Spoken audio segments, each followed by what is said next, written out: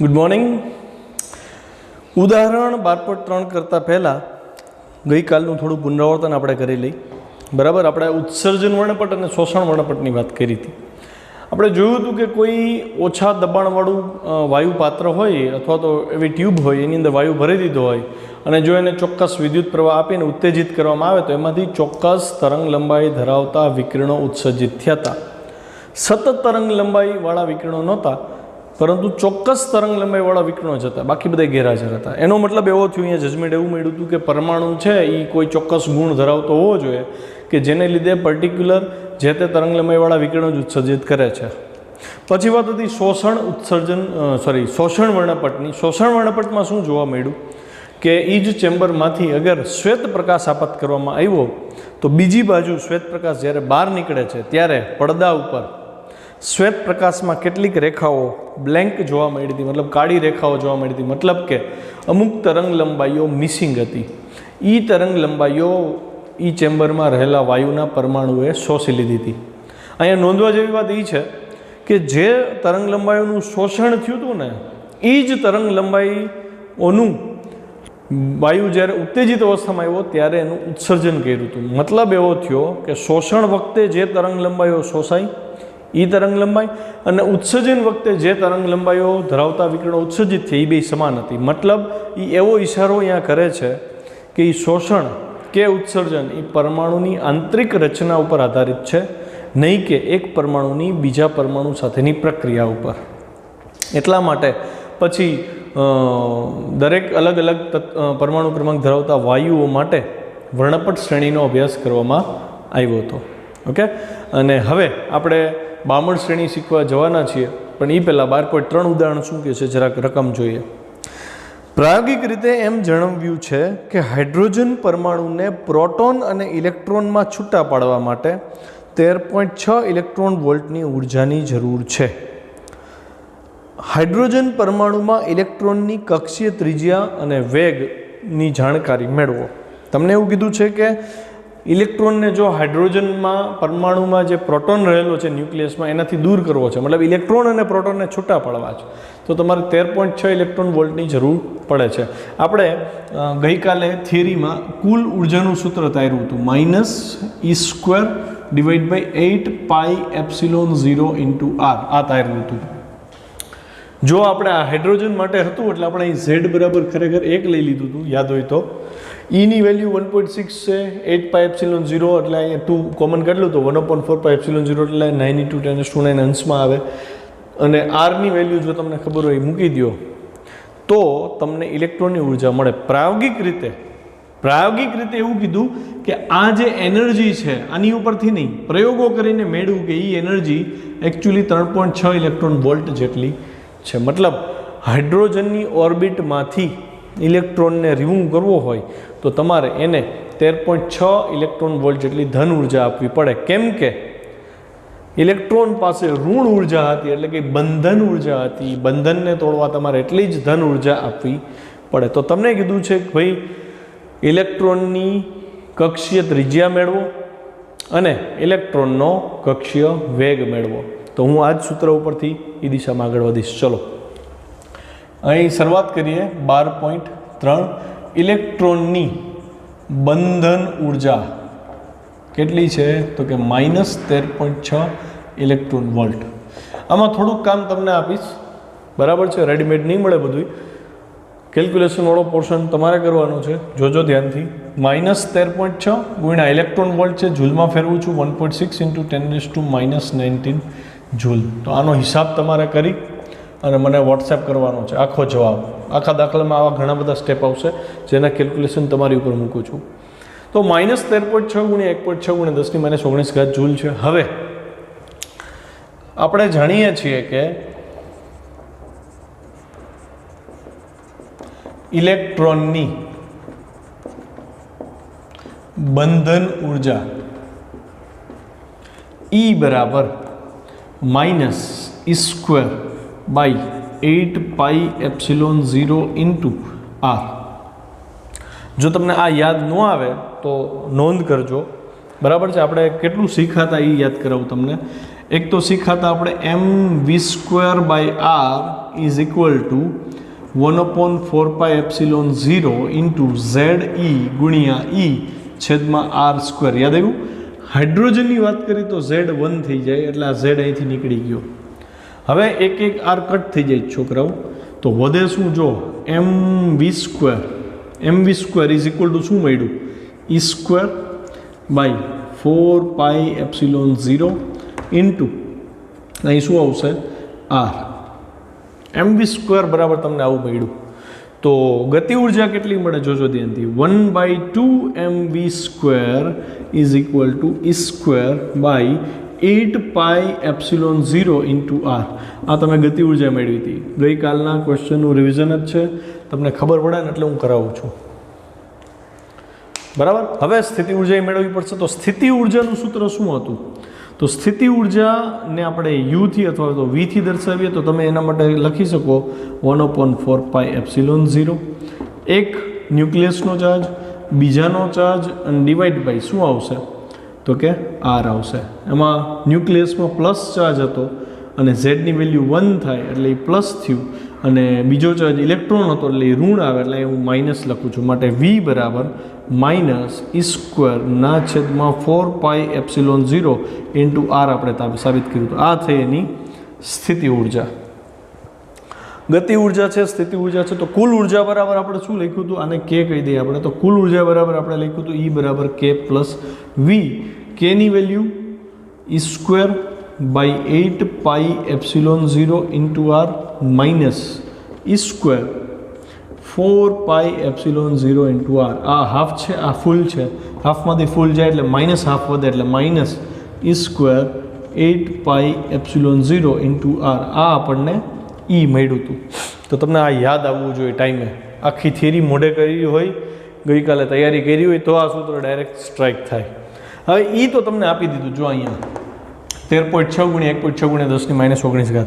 તો Eનો જે જવાબ અહીંયા મળ્યો એ જવાબ તમારે અહીં લેવાનો. અહીંયા હું આની કિંમત મૂકી દઉં એટલે માઇનસ શું આવશે?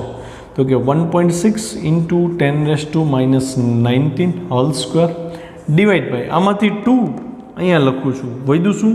1/4πε0. 1/4πε0 એટલે 9 × 10⁹ અંશમાં આવે. બરાબર છે. અને હવે ધ્યાનથી જોજો, હું આરની વેલ્યુને આ બાજુ લઈ જાઉં કારણ કે મારે કક્ષીય ત્રિજ્યા શોધવાની. તો આર અહીંયા આવી જશે, આરને લઈ લીધા અહીંયા, ઈ અહીંયા આવી જશે. હું અહીંયા ઈ લખું છું. તમારે તો શું લખવાનું છે? અહીંયા તમને આ જે કિંમત મળી નહીં, તમારી કિંમત ઋણમાં હશે, એ ઋણમાં અહીંયા આખી વેલ્યુ મૂકજો. ઋણ કટ થઈ જશે, તમને ઇલેક્ટ્રોનની કક્ષીય ત્રિજ્યા મળી જશે. તો આ તમારું હોમવર્ક છે. થઈ જાય? આર ગોતી અને મને મોકલો. હવે આર તો થઈ ગયો, ચલો બરાબર. હવે તમારે કક્ષીય વેગે ગોતવાનો છે. તો આ સમીકરણ 1 છે. અહીંયા તમારો જે જવાબ આવે એને લખી નાખજો. બરાબર. હવે કક્ષીય વેગ શોધવો છે આપણે. કક્ષીય વેગ v હોય તો ગણતરીનું સ્ટેપ જોજો ધ્યાનથી. કેન્દ્રગામી બળ, ઇલેક્ટ્રોનને જે વર્તુળ ગતિ કરવા માટે જરૂરી કેન્દ્રગામી બળ છે mv²/r ઇઝ ઇક્વલ ટુ, આપણને ખબર છે શું આવે? તો કે જરૂરી કેન્દ્રગામી બળ કુલમ બળ વડે પૂરું પાડવામાં આવે એટલે અહીંયા 1/4πε0 ઇન્ટુ શું આવશે? E²/r. બળનું મૂલ્ય જ લખ્યું છે મેં. ખરેખર આકર્ષી બળ છે, દિશા નથી દેતો હું, મેં મૂલ્ય જ લખ્યું અહીંયા. તો હવે તમે v² ગોતવા માંગો છો છોકરાઓ. તો v² તમને કઈ રીતે મળશે વિચારો. ધ્યાનથી જુઓ, તમારી પાસે R છે, અહીંયા આ સમીકરણ જુઓ અથવા આ સમીકરણ જુઓ, R છે તમારી પાસે. એમને હું આ બાજુ લઈ જાઉં તો v² ને કરતા બનાવીએ આપણી તો થઈ જાય ને. અહીંયા R નો સ્ક્વેર થાય, એક એક R ઉડી ગયા. હું v² ને કરતા બનાવી લઉં તો v² બરાબર શું થાય? ધ્યાનથી જુઓ, v² બરાબર E²/4πε0 ઇન્ટુ એક R વધ્યો અને એક m વધ્યો. તો આ v² નું સૂત્ર મેં તમને આપી દીધું. તો હવે તમારે v ગોતવાનો છે. બધાની કિંમત મૂકી દો, થઈ જાય ને. અહીંયા વર્તુળ ગતિ કોણ કરતો હતો? ઇલેક્ટ્રોન. એટલે આ માસ કોનું છે? ઇલેક્ટ્રોનનું માસ છે. સરળતા માટે લખવું હોય તો દર્શાવી શકો અહીંયા.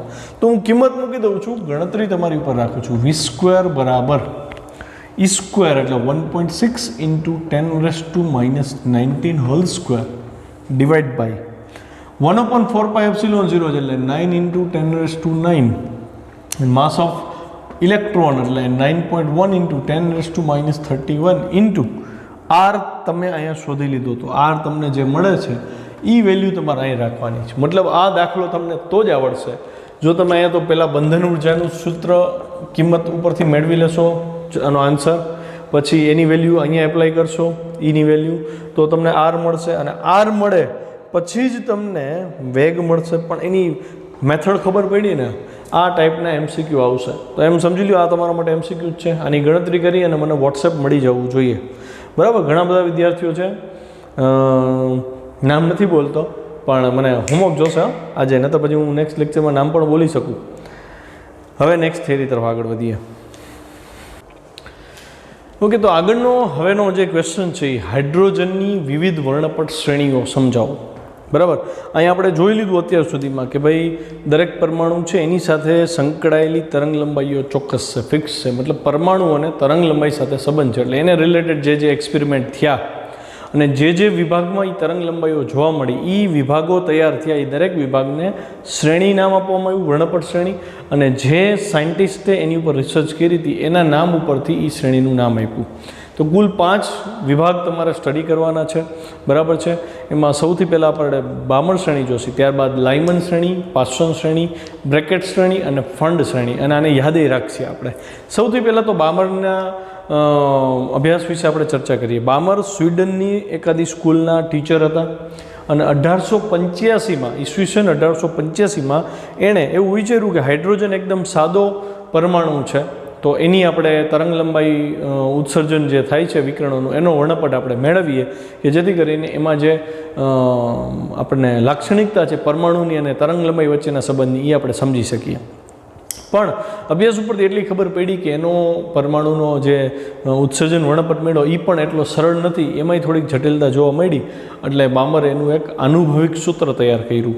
બરાબર, બામરે શું કર્યું હતું તો કે બામરે એક સૂત્ર આપી દીધું, અનુભવ ઉપરથી આપ્યું છે, પ્રાયોગિક રીતે સાબિત કરેલું સૂત્ર નથી. એણે કીધું કે 1/λ is equal to R 1/2² - 1/n². એને જે વર્ણપટ રેડી કર્યો એમાં જે તરંગ લંબાઈઓનું ઉત્સર્જન થયું હતું ઉત્સર્જન વર્ણપટમાં, અથવા તો શોષણ વર્ણપટની વાત કરી તો જે તરંગ લંબાઈનું શોષણ થયું હતું એ બેય માટે, ઉત્સર્જન વર્ણપટ માટે, શોષણ વર્ણપટ માટે, બેય માટે એક જ સૂત્ર આપ્યું આવડું આ, જ્યાં આર એટલે રેડબર્ગ કોન્સ્ટન્ટ છે જેની વેલ્યુ 1.097 × 10⁻⁷ મીટર ઇન્વર્સ છે. આ સૂત્ર ઉપરથી એણે ઉત્સર્જાતી અથવા શોષણ પામતી રેખાઓ મેળવી હતી. તો સૌથી પહેલાં હું H આલ્ફા રેખા કેવી રીતે મળે ને એની ચર્ચા કરું છું.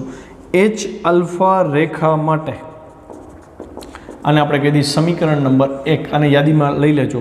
સમીકરણ 1માં n બરાબર 3 લેતા યાદ રાખજો આલ્ફા રેખા હંમેશા એવી જ રીતે મળશે, પછી ગમે શ્રેણી હોય અહીંયા જે આંકડો હોય ને એનાથી એક વધારે લઈ લ્યો ને એટલે તમને આલ્ફા રેખા મળશે, 2 વધારે લ્યો તો બીટા, પછી ગેમા, એવી રીતે ક્રમશઃ ઉતરતા ક્રમમાં. તો H આલ્ફા રેખા માટે સમીકરણ 1માં n બરાબર 3 લઈ એટલે આપણે અહીં લખીએ 1/λ આલ્ફા ઇઝ ઇક્વલ ટુ આરની વેલ્યુ 1.097 × 10⁻⁷ અને બ્રેકેટમાં 1/2² 4 - 1/3² 9.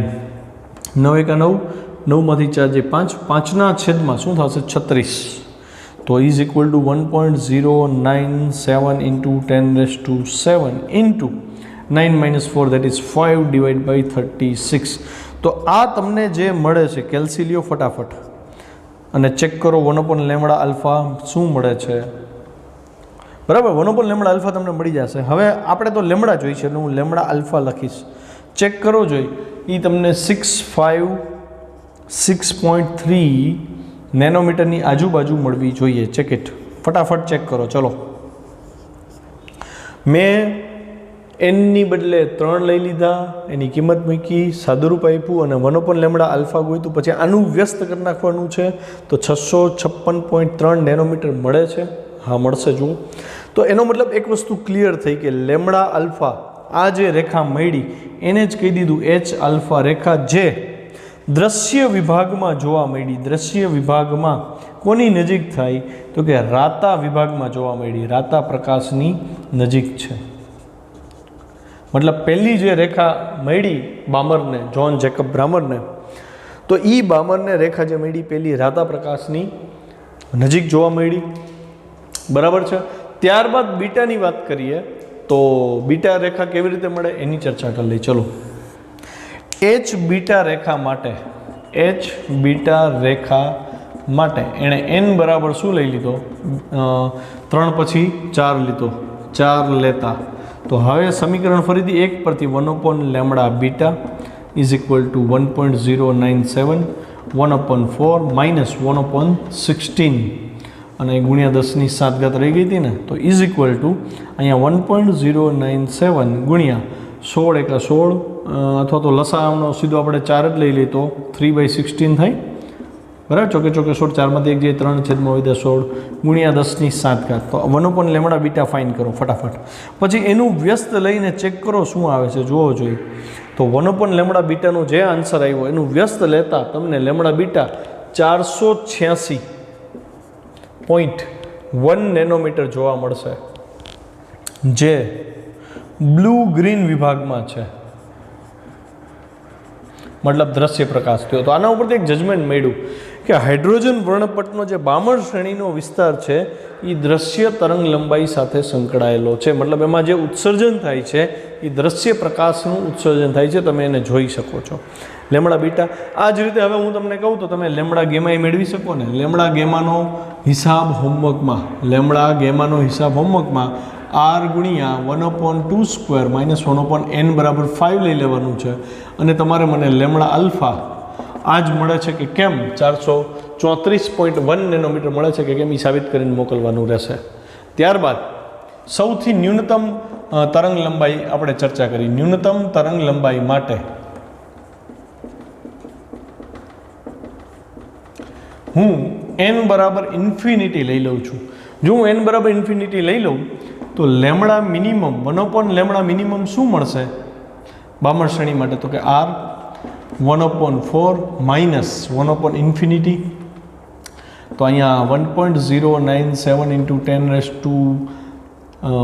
10⁷ અને ડિવાઈડ બાય 4 છે. આ તમને 1/λ મિનિમમ મળ્યો છે. તો તમને લેમડા મિનિમમ એ મળી જશે ને. આનો જે આન્સર આવે, આનો જે જવાબ આવે એનું વ્યસ્ત લઈ લ્યો તો ચેક કરો જવાબ આ આવે છે કે કેમ 364.6 નેનોમીટર, જે જાંબલી રંગની એકદમ નજીક છે.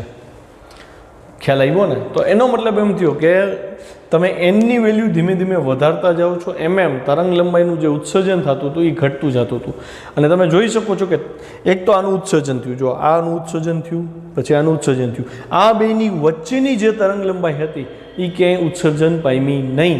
એનો મતલબ એવો થયો કે પરમાણુને આ તરંગ લંબાઈ સંબંધ છે, તો બાકીની તરંગ લંબાઈ કેમ સંબંધ નથી, એના ઉપરથી એ લોકોએ પરમાણુનું સ્ટ્રક્ચર કઈ રીતે કામ કરે છે, પરમાણુ શેનો બનેલો હોવો જોઈએ એના જજમેન્ટ લગાવવાના શરૂ કર્યા.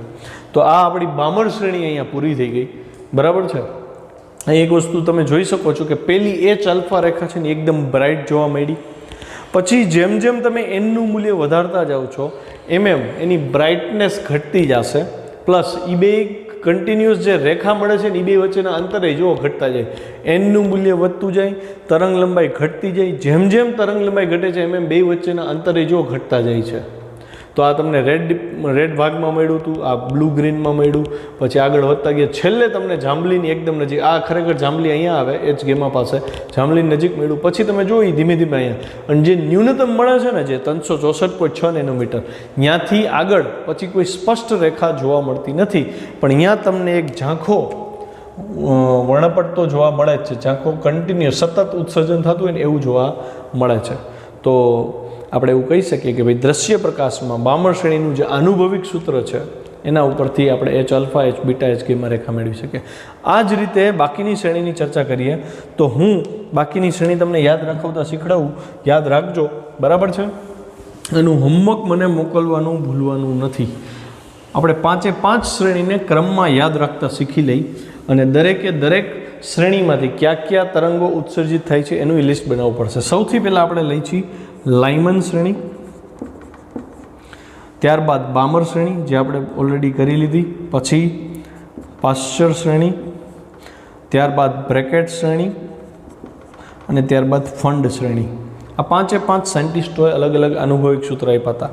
લાઇમનનું જે સૂત્ર હતું એ હતું 1/λ 1/1² minus 1/n². 1/λ is equal to r આવું છે. પછી બામરનું જે સૂત્ર હતું 1/λ r 1/2² માઇનસ 1/n². પાશ્ચરનું જે ફોર્મ્યુલા હતું 1/λ r 1/3² માઇનસ 1/n². પછી બ્રેકેટનું ફોર્મ્યુલા 1/λ r 1/4² માઇનસ 1/n². અને ત્યારબાદ 1/λ ઇઝ ઇક્વલ ટુ ફંડ શ્રેણીમાં r is equal two 1/5 minus 1/n². અને આ બધામાં એનની વેલ્યુ હંમેશા આનાથી એક વધારે હશે. અહીંયા n બરાબર 2, 3, 4 આવશે. અહીંયા n બરાબર 3, 4, 5 થી અનંત આવશે. અહીંયા n બરાબર 4, 5, 6 થી અનંત આવશે. આ n બરાબર 5, 6, 7 થી અનંત. અને અહીંયા n બરાબર 6, 7, 8 થી અનંત. સવાલ થાય n શું છે? તો n છે ની કક્ષાની સંખ્યા છે.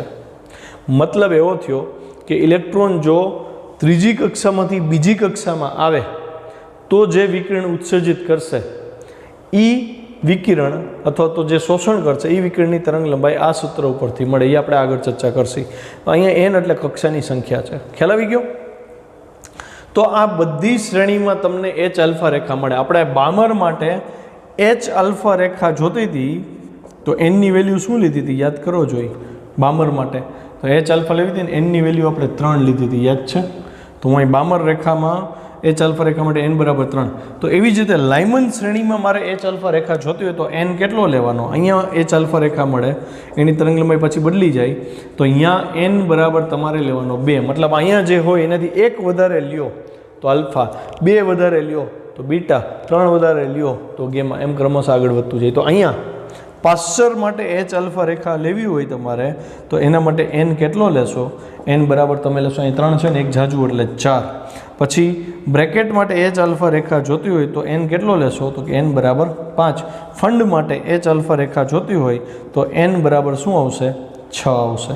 ખ્યાલ આવી ગયો? તો દરેકે દરેક શ્રેણીમાં તમે આલ્ફા રેખા મેળવી શકો છો, બીટા રેખા મેળવી શકો છો. યાદ એટલું રાખવાનું છે કે અહીંયા લાઇમન હોય તો 1, બામર હોય તો 2, પાશ્ચર હોય તો 3, બ્રેકેટ હોય તો 4, ફંડ હોય તો 5. ઓકે? અચ્છા, આનું એક જનરલ ફોર્મ્યુલા બનાવી નાખ્યું કે 5 સૂત્ર યાદ રાખવા, એની બદલે એક જ સૂત્ર યાદ રાખો. એ જનરલ ફોર્મ્યુલા જે છે એ આ છે. જનરલ ફોર્મ્યુલા જે છે એ આવી રીતે લખી શકાય. 1/λ ઇઝ ઇક્વલ ટુ, જોજો ધ્યાનથી, r into bracket 1/m² minus 1/n² છે. જ્યાં m બરાબર 1 લ્યો તો લાઇમન, m બરાબર 2 લ્યો તો બામર, m બરાબર 3 લ્યો તો પાશ્ચર, m બરાબર 4 લ્યો તો બ્રેકેટ અને m બરાબર 5 લ્યો તો ફંડ. આ પાંચે પાંચ શ્રેણીની આપણે ચર્ચા કરી લીધી. હવે તમારે એ યાદ રાખવું પડે કે કઈ શ્રેણી કઈ તરંગ લંબાઈનું ઉત્સર્જન કરે. તો યાદ રાખજો, લાઇમન છે, લાઇમન ઈ પારજાંબલી તરંગોનું ઉત્સર્જન કરે છે. મતલબ લાઇમન શ્રેણીનો વર્ણપટ છે એ પારજાંબલી વિસ્તારમાં જોવા મળે, અલ્ટ્રાવાયોલેટમાં જોવા મળે. બામર જે છે, બામરનું વર્ણપટ તો હમણાં જ આપણે ચર્ચા કરી, દ્રશ્ય પ્રકાશમાં જોવા મળે, દ્રશ્ય વિભાગમાં એનો વર્ણપટ આવે. અને જ્યારે આ ત્રણેય છે એ ત્રણેય પાર રક્ત વિભાગની પ્રકાશના ગાળામાં આવે. મતલબ આ ત્રણેયમાં લેમડા જે મળશે એ બધી પાર રક્ત વિભાગવાળી હશે. બામર શ્રેણીમાં દ્રશ્ય પ્રકાશ હોય અને લાઇમન શ્રેણીમાં પાર જાંબલી વિભાગના તરંગો ઉત્સર્જિત થશે. બસ, તો અહીંયા આ આખો બેઝિક કોન્સેપ્ટ આપણે ક્લિયર. ક્વેશ્ચન 13, બામર સૂત્રને પ્રકાશની આવૃત્તિના પદમાં લખો. જો બામરનું સૂત્ર લેમડાના ફોર્મમાં તો આપણે લખ્યું હતું. શું હતું? 1/λ is equal to r into bracket 1/2² minus 1/n². આને તમારે આવૃત્તિમાં ફેરવવાનું તો બહુ ઇઝી છે, બરાબર. આપણને ખબર છે પ્રકાશનો વેગ c is equal to f lambda છે, બરાબર છે. આપણે એફની બદલે ન્યૂ પણ લખી શકીએ, ફ્રીક્વન્સી ટેક્સ્ટબુકમાં ન્યૂ લખ્યું છે તો ન્યૂથી આગળ વધીએ તો ન્યૂ ઇઝ ઇક્વલ ટુ શું થાય, તો અથવા તો લેમડાને કરતાં બનાય, કેમ કે લેમડાની કિંમત મૂકવી છે, તો લેમડા ઇઝ ઇક્વલ ટુ 1/લેમડા is equal to nu by C થાય.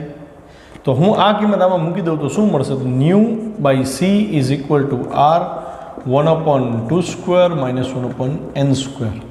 માટે nu is equal to R C 1/2² minus 1/n². MCQમાં ડાયરેક્ટ ફ્રીક્વન્સી ગોતવાનું કહે તો લેમડા ગોતવો પછી ન્યૂમાં જવું, એને બદલે ડાયરેક્ટ આ સૂત્ર યાદ રાખી લેવું. તો આને પણ નંબર આપજો, અગત્યનું સૂત્ર છે, સૂત્રની યાદીમાં એડ કરજો. તો બામર શ્રેણી માટે પ્રકાશની આવૃત્તિનું સૂત્ર મળી ગયું. હવે જો અહીંયા એક મર્યાદા આવી, બામરે આ જે રિસર્ચ કરી એણે જે આનુભવિક સૂત્ર આપ્યું, આ સૂત્ર એણે પ્રાયોગિક રીતે તો મેળવું નહોતું, એણે આનુભવિક રીતે મેળવ્યું હતું. આ સમીકરણ એક તો હાઇડ્રોજન, પછી હિલિયમનો ધન આયન, લિથિયમનો ડબલી આયોનાઇઝડ આયન, બેરેલિયમનો ટ્રિપલ ટાઈમ્સ આયોનાઇઝડ આયન છે.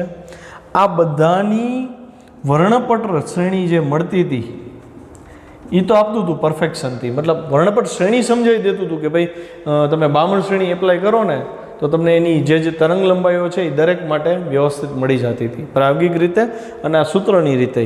પણ બામણ શ્રેણીની એક કે જે કે ને કે મર્યાદા હતી. શું મર્યાદા હતી? તો કે આ શ્રેણી તમને તરંગ લંબાઈઓ તો સાચી આપતી હતી, પણ એ વસ્તુ નહોતી સમજાવી શકતી કે શા માટે જે તે પરમાણુ ચોક્કસ તરંગ લંબાઈનું જ વિકર્ણ ઉત્સર્જિત કરે છે, શું કામ બીજા તરંગ લંબાઈ ધરાવતા વિકર્ણ ઉત્સર્જિત નથી થતા. મતલબ કે અત્યાર સુધીમાં જે આપણે ભણ્યા, રુધરફોર્ડે જે ન્યુક્લિયર મોડેલ આપ્યું કે ભાઈ સેન્ટરમાં ન્યુક્લિયસ હોય, ફરતે ઇલેક્ટ્રોન હોય, તો એટલી રિસર્ચ સુધી મર્યાદિત શોધ થઈ હતી, એટલી મર્યાદિત શોધ થઈ હતી. તો આપણે બામણ શ્રેણીની મદદથી ચોક્કસ પરમાણુ ચોક્કસ તરંગ લંબાઈ જ કેમ ઉત્સર્જિત કરે છે એ ત્યારના કોઈ સાયન્ટિસ્ટ એક્સપ્લેન નહોતા કરી શક્યા. ત્યારબાદ વારો આવે છે નિલ્સ બોહરનો. નિલ્સ બોહરે રુથરફર્ડની જે લેબોરેટરી હતી એની અંદર આ જ મુદ્દા ઉપર રિસર્ચને આગળ વધારી. થોડાક મહિના એણે રુથરફર્ડની લેબોરેટરીમાં કામ કર્યું અને એણે જોયું કે રુથરફોર્ડે જે મોડેલ આપ્યું હતું ને કે ઇલેક્ટ્રોન છે એ રાઉન્ડ ઘૂમે રાખે છે, એના ઉપર રિસર્ચ કરતાં એણે એમાં ત્રુટિ કાઢી કે ભાઈ એવું ન બને, શક્ય નથી. કેમ, શું કામ શક્ય નથી એ આપણે નેક્સ્ટ થિયરીમાં બહુ ડેપ્થથી શીખશું. પણ અત્યારે આપણે એટલી ચર્ચા કરી કે વર્તુળ ગતિ કરતો હોય જો ઇલેક્ટ્રોન તો એ પ્રવેગી ગતિ થાય, અને જો એ પ્રવેગી ગતિ કરે તો આપણે આગળ 1 થી 6 ચેપ્ટરમાં તમે એવું ભણી ગયા કે પ્રવેગી ગતિ કરતો વિદ્યુત ભાર છે એ વિકિરણનું ઉત્સર્જન કરે અને એ વિકિરણ સતત બદલાતી તરંગ લંબાઈવાળું થશે. કેમ? તો કે જેમ જેમ ઉત્સર્જન કરતો જશે ઇલેક્ટ્રોન એમ એની ઉર્જા ઘટતી જશે. ઉર્જા ઘટતી જાય તો એ કેન્દ્રની નજીકને નજીક આવતો જશે, કેમ કે ઈ બરાબર આપણે શું તાર્યું હતું સૂત્ર, ઈ ઇઝ ઇક્વલ ટુ આપણે સૂત્ર તાર્યું હતું -e²/8πε0 × r. જો ઇલેક્ટ્રોન વર્તુળ ગતિ કરે તો એની પાસે ચોક્કસ પ્રવેગ હશે, પ્રવેગી ગતિ કરતો ઇલેક્ટ્રોન હશે તો એ ચોક્કસ ઉર્જા ગુમાવશે, ઉર્જા ગુમાવશે તો આરમાં ચેન્જ જોવા મળશે. ઋણ છે એટલે આર સતત ઘટતો જશે, આર ઘટતો જાય તો એક સમય એવો આવશે કે ઇલેક્ટ્રોન તો ન્યુક્લિયસની અંદર દાખલ થઈ જશે, મતલબ સ્ટેબિલિટી નહીં મળે. મતલબ રુધરફોર્ડનું મોડલ સ્ટેબિલિટી સમજાવવામાં નિષ્ફળ રહ્યું. તો એવા કિસ્સામાં નિલ્સ બોહરે કીધું કે ભાઈ આમાં કંઈક કરેક્શન માંગે છે વસ્તુ, એટલે એણે નવું મોડેલ આપ્યું. નવા મોડલની ચર્ચા આપણે આખું બોહર મોડલ સમજવાનું થશે. પણ બોહરે એવું કીધું કે અગર આ ન્યુક્લિયસ છે તો ઇલેક્ટ્રોન જ્યાં ત્યાં વર્તુળાકાર ગતિ નહીં કરે, પણ એક ચોક્કસ કક્ષામાં જ વર્તુળ ગતિ કરશે કે જ્યાં એનું કોણીય વેગમાન h/2π ઇન્ટિગ્રલ મલ્ટિપલમાં હોય, એટલે કે 1, 2, 3 એવી રીતે ક્વોન્ટાઇઝડ વેલ્યુ ધારણ કરશે. એવી જ કક્ષામાં ઇલેક્ટ્રોન રોટેશન કરી શકશે. અને જો ઇલેક્ટ્રોન એક કક્ષામાં અહીંયા છે અને અહીંયા જશે, ધેટ મીન્સ અહીંથી અહીંયા ઇલેક્ટ્રોન જાય છે, એ ક્યારે જઈ શકે અહીંયા ઇલેક્ટ્રોન? તો કે તમે બહારથી કંઈક ઉર્જા આપો ને તો, મતલબ તમે બહારથી ઉર્જા આપ્યું, એને એનું શોષણ કર્યું અને શોષણ કરશે, તમે જે ઉર્જા આપી છે એ ઉર્જા એ મેળવી અને બહારની ઓર્બિટમાં જાય. હવે કેટલી ઉર્જા, જો ઉર્જા જાજી હશે તો એ વધુ બહારની ઓર્બિટમાં જશે. એટલે બોહરે એવું એક્સપ્લેન કર્યું કે એક ઓર્બિટમાંથી બીજી ઓર્બિટમાં જશે તો એ બે ઓર્બિટ વચ્ચે જે એનર્જી ડિફરન્સ હશે એ એનર્જી ડિફરન્સ h ન્યુ જેટલો હશે અને ન્યુ એ ઉત્સર્જાતા તરંગની ફ્રીક્વન્સી હશે. મતલબ ચોક્કસ તરંગ લંબાઈવાળું વિકિરણ ઉત્સર્જિત થાય છે અથવા તો ચોક્કસ આવૃત્તિવાળું વિકિરણ ઉત્સર્જિત થાય છે એ અહીંથી સમજી શકાયું કે ઇલેક્ટ્રોન નીચી ઉર્જામાંથી ઊંચી ઉર્જામાં જશે તો એ શોષણ કરશે, ઊંચી ઉર્જામાંથી નીચી ઉર્જામાં આવશે તો એ ઉત્સર્જન કરશે અને જે તે વસ્તુનું ઉત્સર્જન નહીં કરે એ બે એનર્જીના જે સ્તર હતા, જે કક્ષાઓ હતી, એનો જે ડિફરન્સ હશે એનર્જીનો એટલો ડિફરન્સ ધરાવતો જ ફોટોન ઉત્સર્જન પામશે. એટલા માટે ચોક્કસ તરંગ લંબાઈનું જ ઉત્સર્જન કરશે. મતલબ 52 શ્રેણીમાં અહીં સુધી પહોંચી ગયા હતા. આનો વર્ણપટ આપણને મળી ગયો હતો પણ એ વર્ણપટ સક્સેસફુલી એક્સપ્લેન કોણે કર્યો? Bohr model. એટલે આપણો નેક્સ્ટ ક્વેશ્ચન થાય બોહરના પરમાણુ મોડેલની સફળતા જણાવો. તો આનો જવાબ PDF ફાઇલમાંથી લખવાનો. તમે એટલું જ લખો કે ભાઈ આ સમીકરણથી શરૂઆત થાય, આ સમીકરણ અને એક આ સમીકરણ, કે ભાઈ સમીકરણ 1 અને 2 પરથી તમે hydrogen, helium plus, lithium 2+, beryllium 3+, એની વર્ણપટ શ્રેણીઓ મેળવી શકો છો. પણ રધરફોર્ડના મોડલથી આપણે આ શ્રેણીઓ કેમ મળી, કેમ ચોક્કસ તરંગલંબાઈ પરમાણુ સાથે સંકળાયેલી જે મેળવી શકતા નથી, જ્યારે બોહરે વિચારેલા પરમાણુ મોડેલ ઉપરથી દરેકે દરેક શ્રેણી સાથે કેમ ચોક્કસ તરંગલંબાઈઓ ઉત્સર્જિત થાય છે એ એક્સપ્લેન કરી શકાય છે. તેથી આ બોહર મોડેલની સફળતા થઈ. બરાબર. તો ક્વેશ્ચન 13 અને 14 બહુ ઇઝી હતા. એકવાર વાંચી લેજો. કંઈ પ્રોબ્લેમ હોય તો કોલ કરો. આવજો.